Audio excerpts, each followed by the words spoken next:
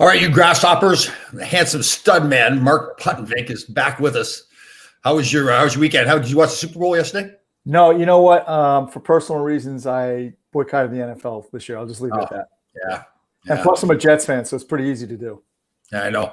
So, Tom Stradamus, I am not. I predicted that Kansas City was going to win 42-21, so it wasn't close. God, I thought for sure. I didn't think Brady still. I'd seen him play some games where he's up, he's down. I thought he's going to go throw like 3 interceptions. I saw a meme that said like Tom Brady must be able to just pop his head into any NFL locker room and go, "Hey, you guys want to win a Super Bowl?" Yeah, it is pretty. Well, now like I was lucky. I played with Gretzky in LA, right? So yeah. I'll never forget the feeling that it was late in my career. I felt confident about myself as a player, but when I heard he was on the team, all of a sudden you felt like you're a better player. You're on a better team. Oh, you are. Yeah, absolutely. Very true. Yeah, Very true. Pulls everybody up. So we want to talk a little training today. You wanted to go back and actually touch on, we were talking about intermittent fasting, and you wanted to go back and touch on something that I thought was pretty interesting. Yeah, I wanted to circle back and just to review, intermittent fasting for a male is going 16 hours without eating, and then you have an 8-hour window to eat. And if sometimes you might be intimidated by those numbers at first. 16 hours seems like a long time. But if you eat your dinner and you're done at 7 and you get up at 7, you've already got 12 hours done. So you really just got to go 4 hours. And if you can train, if you get your training done in that fasted period, all right, so say you're up at 7 and if you can work out at 8 or 9 o'clock, you're really going to double up on your efforts of body composition or body recomposition, where you want to gain some muscle and you want to lose some body fat. Because overnight in a fasted state, you're burning up, utilizing all the glycogen or the sugar in your cell. So the only energy source that we have to exercise at that point then is body fat. And so you're really getting like pouring gasoline on the fire when it comes to recomposition and burning up fat. So just one thing I forgot to mention last week. And I just want I think a lot of people go with the opinion like, oh God, I won't have any energy, right? So like it's like they feel like I'm tired. So they're so used to that mentality that the energy is the food that they're putting in their body, where they don't realize, just like you said, the energy is also so it is the food, but it's also, once that food is gone, it's the fat cells that you have currently in your body burning that up. So yeah. Do you think it's different for men and women? Well, so women have to fast they've got to go a minimum of 12 hours as a minimum of 16. I don't know the science behind it, but that is the rule of thumb. So it is a little bit different, but it doesn't differ in the results you're going to get. And it doesn't differ in the basic protocol. If you train in a fasted state, you're going to really see increased benefits to what you're doing. Right. Yeah. And that energy level too. Like for me, I train, last meal I have is 8 o'clock at night, and then I don't eat again until noon the next day. So my workout starts like around 4:30 in the morning. So, I haven't burned off actually all the food, all the glycogen in me at that point, but pretty close. A lot of it's gone. And it's very counterintuitive. The whole, your thinking is like, I don't have anything in me but it, your body adapts to that schedule, it kind of, understands what you're doing, so to speak.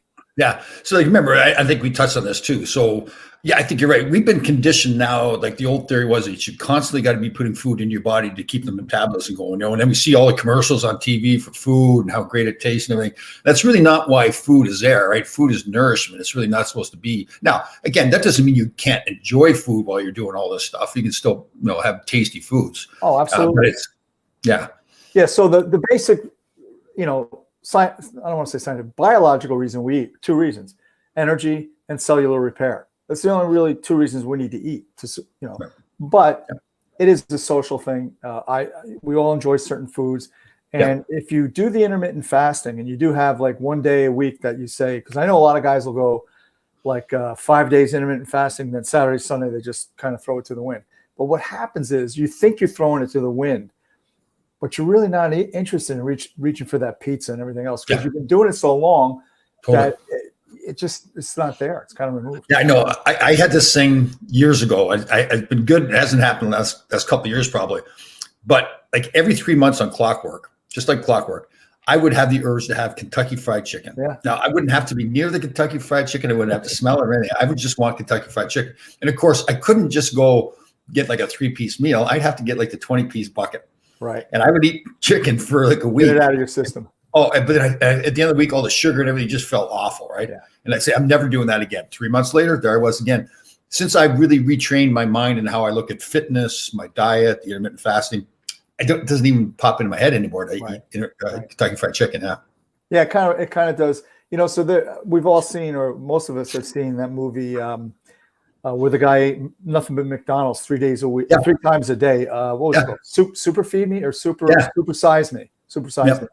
And it becomes an addiction to the sugar and to the fat, and you actually can go into withdrawal. And he did when he cut back on it. It's kind of crazy, but it's what happens. So we also wanted to talk on about our routines. And one of the big things I learned in this whole process for me with True Good Life and doing the book, and other people, like, we were going to do a ruck challenge before the pandemic hit. And it was interesting because we had wanted people to sign up online. So I had a Navy SEAL buddy of mine, really good guy, another trainer of mine who's in fantastic shape, and me. And people weren't signing up for the rocket. So I contacted a couple of people. I said, this would be fun. It'd be a fun event. They go, Tom, it's a Navy SEAL. It's you, and it's a trainer. Yeah. Like, I'm not getting out there. I'm being totally intimidated. And it was a good lesson for me to realize that, like, you've got your very disciplined lifestyle. I've got my disciplined lifestyle. Now, those two aren't the same lifestyles. We are both very disciplined, but we do things differently. And I think it's important for people to understand you don't have to be like anybody else. No. Your goals are different. The times you may work out are different. Maybe you're in a different place, age-wise, health-wise. So it's important to realize, don't feel like you need to be anybody else. You just need to get on some kind of a discipline and try to get better every day. What's your routine? What do you do in the morning? So similar to you, I don't get up quite as early as you do, but I'm up anywhere between 4:30 and 5 a.m. And the first hour, I kind of do. Hold on, Harry. Hold on. This happened to me twice today now doing shows. Like, you come with your own cheerleading group here. Hey, huge Ranger fan. God bless her. Oh, okay. So anyway, I'm up anywhere 4:30 to 5 a.m. And my first half hour, 45 minutes, I'll just read. It's a good time to catch up on some reading because the house is quiet. I can focus on what I'm reading. And then I usually do 20 minutes of skill work. So as you know, I've kind of really been doing a lot of Filipino martial arts. So I'll do either some stick work or some hand work or something that's really a complex motor skill kind of thing. And then I'll do some PT. And I usually do about 40 minutes of PT, whether it's kettlebells, dumbbells, pull-ups, push-ups. We're going to talk about that, I think, in a little bit, about how we can modify our training regimen now with the COVID and the gyms, and even with just the weather, not being able to get outside. So I'll do that every day. And then twice a week, weather permitting, sometimes 3 days a week, I like to go for a long hike up in the mountains. And when I get up there, I'll do some pull-ups on some tree limbs. I'll do some shadow boxing up on them, and you really kind of just enjoying the moment, being out in nature like that. It motivates me for sure. And then I start my business day, but I'm usually done around 8 o'clock. And like you, I don't eat till later in the day. So now I'm all jacked up. I'm ready to go. I do my emails. I do whatever phone calls I have to do and start getting the day going. Weekends pretty much the same, except maybe a little bit less on the work side. But I try to maintain that protocol. Right. Isn't it funny too? So I'm the same way. So I'm up at 3:30. I make my bed perfect. It's a big thing. I'm single, so it's tougher with you when you get somebody else in the bed. Make the bed. No, I make the bed. I make the bed. Oh. I do all the cooking. Oh, okay. So make the bed perfect. Same thing. I get downstairs. I start off. So again, you're fasting, but I get my amino energy drink in me. With I think we were talking to. I have the citrulline and beta alanine. Those are other amino acids I put in with it, and a shot of apple cider vinegar. So apple cider vinegar has got no calories. The amino energy drink has got like 20 calories, I think it is. So so basically still fasting. And I'm the same way you. I like to sit down, not maybe as long, like maybe 15 or 20 minutes, and I get online, try to see what's going on in the news around the world.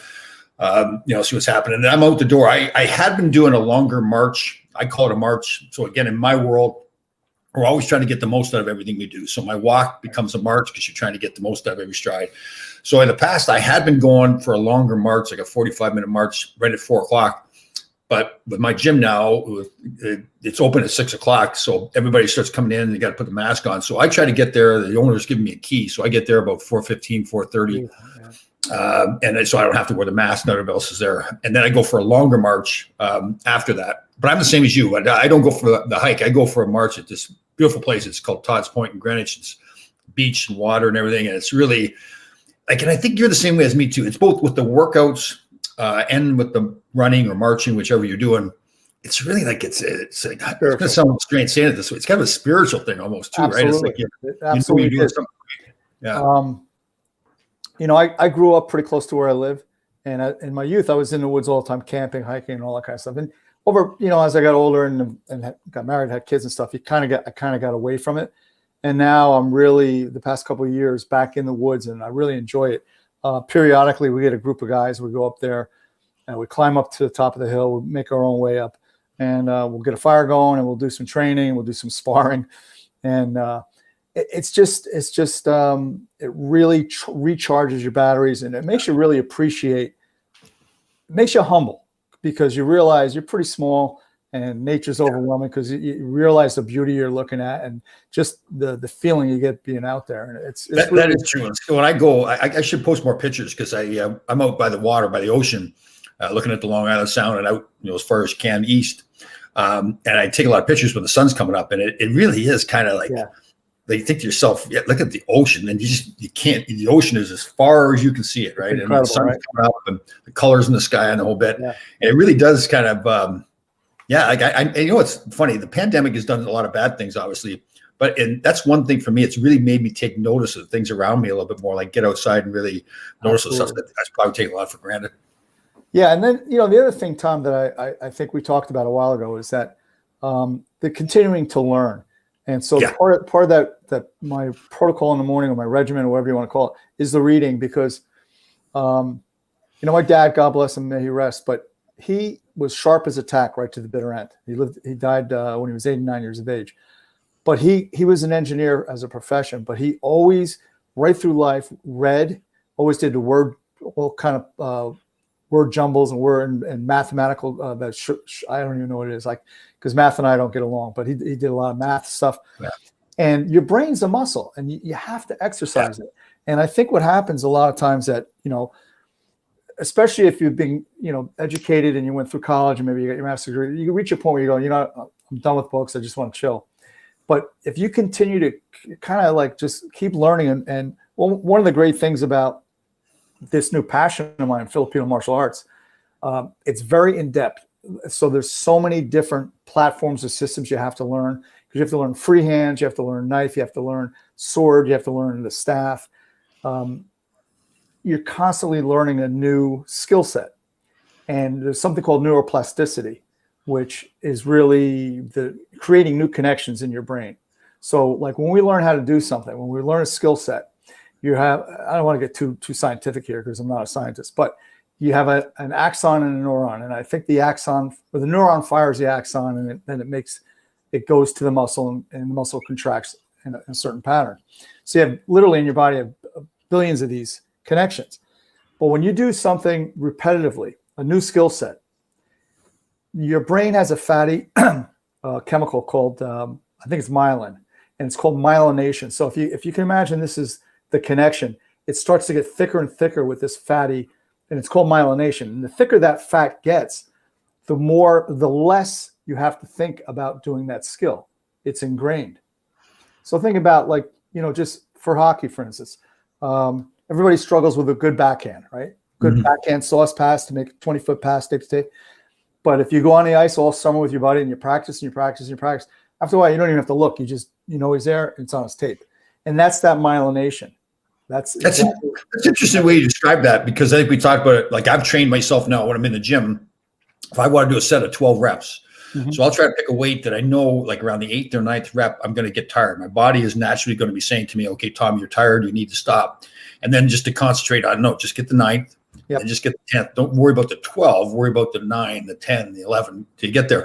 And it's funny now, like, I've trained myself where it just automatically kicks in. Like, I don't even have to really think about it. I can just feel it happening, that my body's recognizing that it's getting tired. My brain's recognizing that I'm getting tired. So it's saying to me, okay, Tom, you need to shut down. But it's like the switch goes off automatically now. Myelination has obviously worked. So it is very cool. And I think that's one of the things that I've really learned too, is that, yes, and I think it's important for people to understand, yes, you can train your mind the same way you're training your body, really. There's no question. And you know, when I was probably about 13 or 14 years old, I don't know what possessed me, but I wanted to ride a unicycle.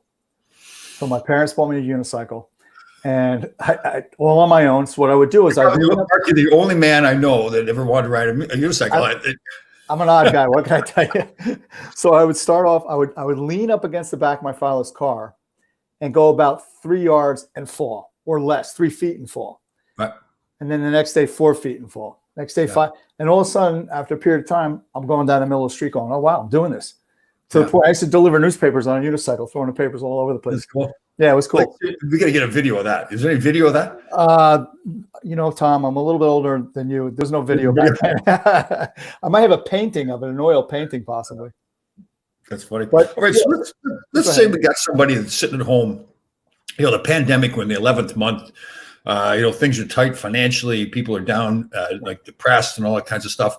Somebody maybe has not been much of a physical person, working out a lot past, they put weight on, they're not feeling good about themselves. And I know there's people out there going, oh God, how do I get started? Right? It's like the getting started part. So how does somebody like that get started? Well, the first thing, if somebody's really, struggling to get motivated to go to start the whole process, pick something very simple, and that's walking. And whatever the length, if you walk, and I don't go by length, go by time. So maybe the first day you go for a 10-minute walk. You do that for a few days, and then the next you bump it up to 15. And the next thing you know, you're out there walking for an hour. That immediately is a great way to get everything jump started. And you're going to start to see body recomposition already because, it's really calories in, calories out. So if you maintain the same diet that you're on or decrease your caloric intake a little bit and you expend more calories than you previously have been, especially if you're doing intermittent fasting, you're going to see results. As far as the strength and conditioning, I would start off with body weight movements. So you don't have to be in a gym. You could do it in a luxury home and just start off with the basic simple ones: push-ups, body weight squats, some lunges. And if you have an area to do pull-ups, and most people struggle with pull-ups that haven't been training for a while, they can be difficult.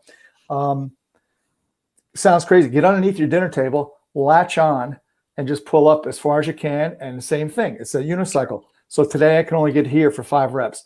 Now I'm getting up to here for 5 reps, and just keep working it. And it's not really myelination. I want you to think of it as a callus. All right, I got smooth hands, and I keep working and working. Eventually, that callus is going to get thicker. Now I'm repping out 20 reps and on the table, and I can move to the bar or whatever it is. If you can do 3 pull-ups, okay, here's what I'd like you to do. Pick a time frame, and there's something called AMRAP, as many reps as possible. So pick a time frame, say 15 minutes. I can do 3 pull-ups. See how many sets of 3 pull-ups you can get done in 15 minutes. Do 3, catch your breath, go again. Make sure they're good reps. And big thing, write it up so you have an ongoing history of what you've been doing. So something you can reference. And then you'll find that your strength levels are going to go up, your conditioning levels are going to go up, and most importantly, you're going to start to feel better about yourself because you're going to get out of the shower one day and go, wait a minute now. Who's that? I'm jacked, yeah. Like I tell everybody, I think it's important to look in the mirror, right? We have mirrors for a reason to look at it, and it's not conceited. You look at, and you don't look too long because you got more work to do. But it's important to look in the mirror and go, "Hey, I feel pretty good about myself," right? Absolutely. So, like you and I both look at it. A lot of people do. Like I enjoy working out. Like I look forward to it. If I don't do it, I feel like I missed something in my day. I know you're saying. Not everybody's like that though, right? Especially. So how do you get them to change that mindset that this isn't drudgery, this is fun, I'm having fun, I'm doing something good for myself? Well, I think there's 2 keys to it. One key is just that looking in the mirror, you're going to see results, and you're going to be, that'll motivate you. Additionally, try to do something different. Like don't get into, like at the beginning, you're going to probably have to keep it real simple. But so what I mean by that is this: maybe one day you have an hour that you set aside to train, and that for that hour you're going to train. And then the next day you say, you know what, I've got like 15 minutes, but I have workouts I can give you that you'll blast yourself in 15 minutes and crawl away and probably get better results than the hour. So it's not always a matter of time and motivation.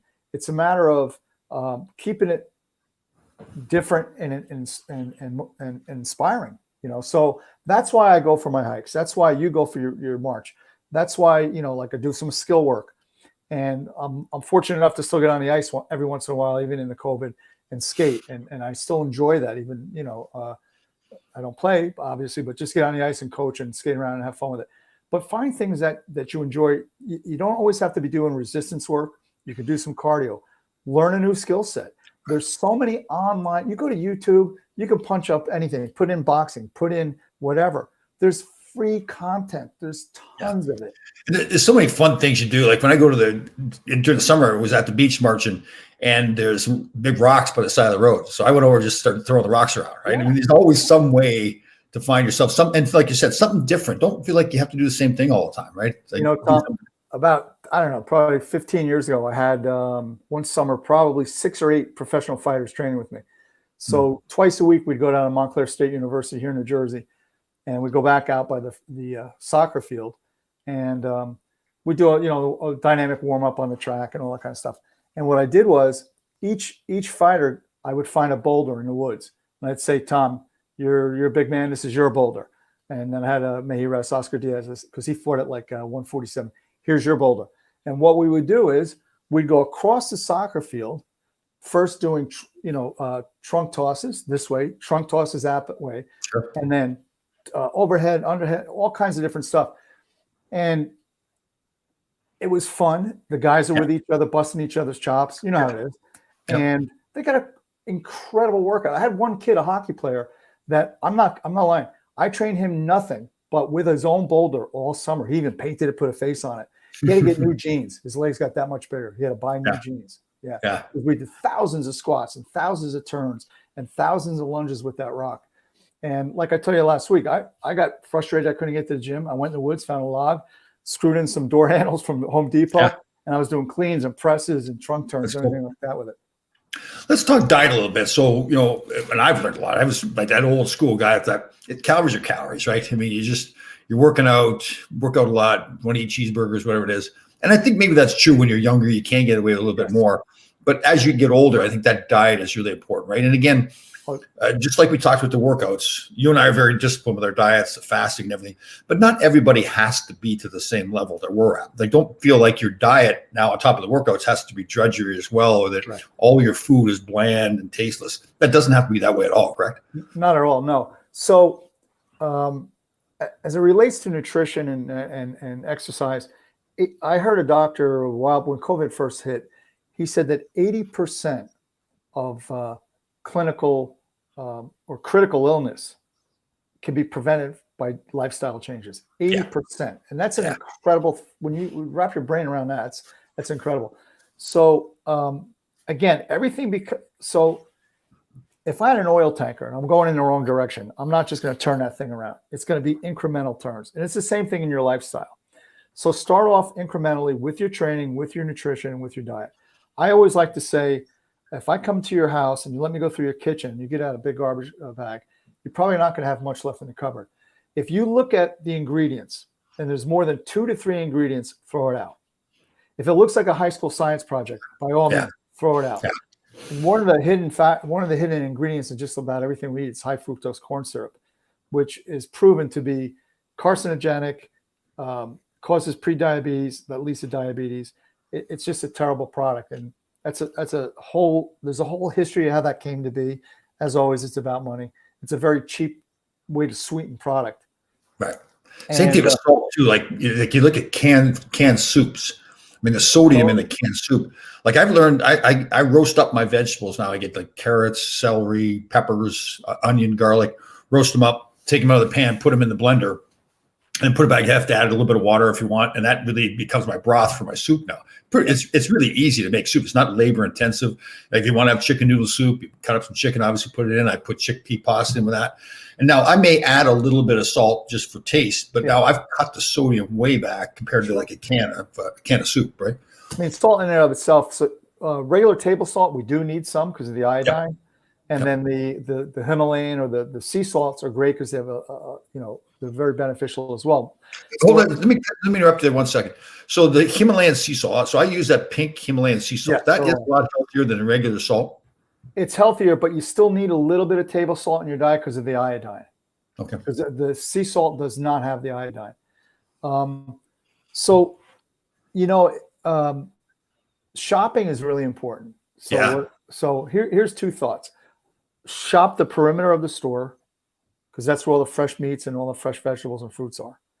don't enter into the middle of the store because that's where all the processed foods are. Yeah. And those are just poison. Isn't that true?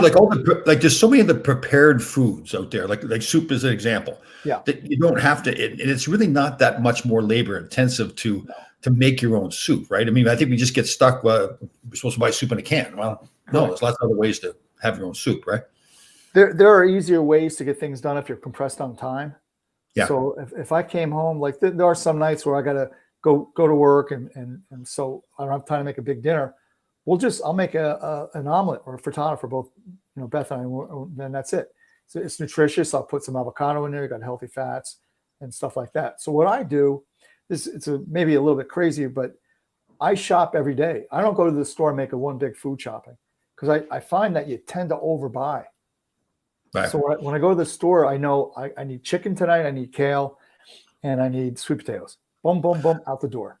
See, I'm a little bit different. See, I do the Costco shopping. I get the big bag of frozen salmon and everything. I've learned from talking to Google by myself, locked away for 10 months, that I can freeze so much of my stuff. But again, I freeze my spinach, bananas, avocados. But a lot of stuff you got to be careful with because once you thaw it out, it doesn't come back the same way. Yeah, but for me, because I'm making smoothies with my avocados, bananas, it doesn't matter. I just throw them right in there frozen. But you learn that. But you're right. I think, here's another good example. So I do things a little bit differently than you, right? Like there's an example. You shop every day where I may shop the big shop. So you got to do what's right for you. But the main idea of what Mark is saying here is that, don't get stuck in that habit of buying those processed foods. Make your own foods so much more healthier. You can control all the fats that are in there, the sodium, all that kinds of stuff. So, well, the simplest thing is if you don't have it in your house, you're not going to eat it. Yeah, totally. So that's the easiest thing. So how do people? We talked about this. How do people get a hold of you? What's your website again, or your company name? It's patriottrainingsystems.com. So Patriot Training Systems is all one word, and then .com. .com. The great Mark Puttenvig. So just to be clear, Mark and I touched on this last week. I guess I should do it at the start of the show. But we friended each other on Facebook, and I didn't realize many years ago Mark had been a strength and conditioning coach with the New York Rangers. How many years did you do that? Just one. 1 year. Just 1 year, yeah. And then Bruce Driver and I at that time. Ronnie Lowe the coach. Ronnie Lowe, Walt, and Teddy Green. That's right. Yes, and my old roommate Walt Kyle. Yeah, great guy. He's awesome. I stayed in touch with Walt for quite a while. In fact, he had me run up to West Point to give them a hand because Rob Riley was the head coach at that time, and they played at BC. I think didn't he play at BC before he went to Western Michigan? Yeah, he went to Northern Michigan. Northern Michigan. Oh, I'm sorry, Northern Michigan. Marquette is wrong. Were you there when they had the Olympic boxing program there, Tom, or they didn't start that? Yeah, I think they. Yeah. I think they had a couple fighters I trained that went there. Yeah. In fact, Jermaine Taylor, who was the world champion, went there. Oh, so I didn't know that. Yeah. It was weird. Why did they end up having a boxing school up there? Well, Al Mitchell was the Olympic coach, and I've worked with Alan. I guess he was from up around there, or somehow. Oh. I'm not sure exactly how that came to be, but yeah.